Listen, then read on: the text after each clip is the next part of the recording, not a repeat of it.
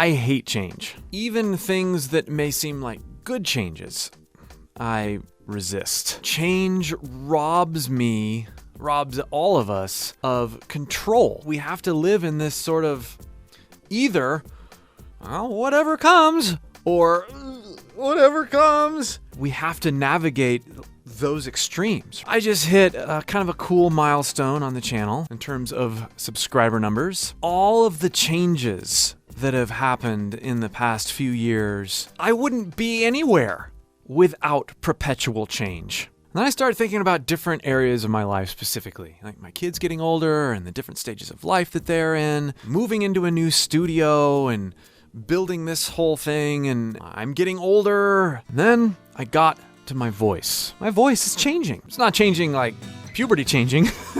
That happened a long time ago, and that was an interesting adjustment. Hidden face behind the choices he makes. He walks with sadness in a world of hate. My voice is constantly in a state of change.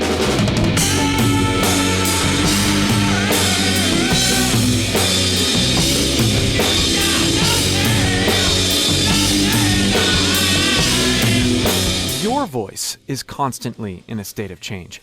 Your artistic output and outlook are both always changing. And if we resist change, and this is hard for me to say, if we resist change, we resist creative opportunities. The opportunity to take advantage of and embrace what I have right now and what is coming. All the things that are going to be better because of whatever change that I'm experiencing. And I've started to try to think about change not as something that happens to me, but as something that I initiate.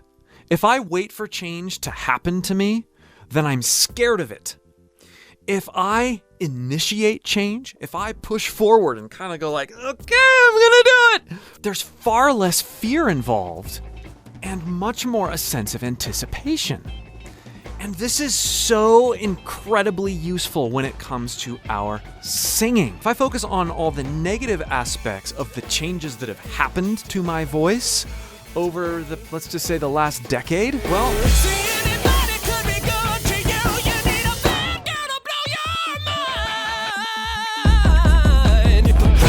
I listen back to some of the old recordings that I did 10 years ago and go, whoa, that was a really awesome run, or whoa, that was a really awesome line.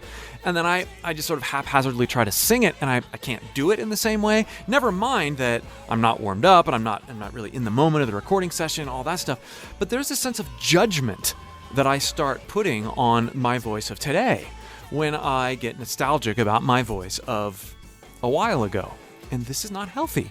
If I switch that mentality and say instead, well, what does my voice have, or what can my voice do now that it didn't do as good? Like, where's my voice going?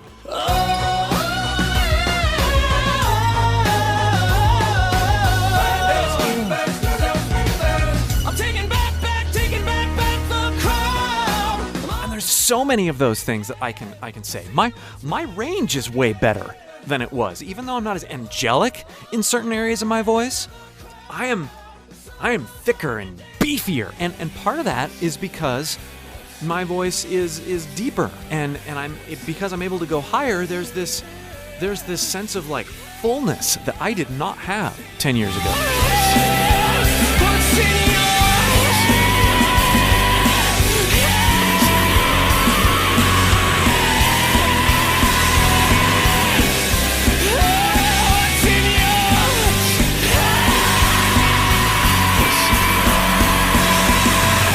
I have way more energy and a way better pulse on what my voice is capable of. So I can go a lot longer in my recording sessions and in my performances because I have a more intimate relationship with my voice. I can also interpret phrases and pull things from other singers in ways I never could 10 years ago. And all you wanna do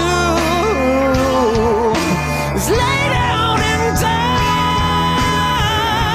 All I've waited for an answer. So yeah, change creates this feeling of loss.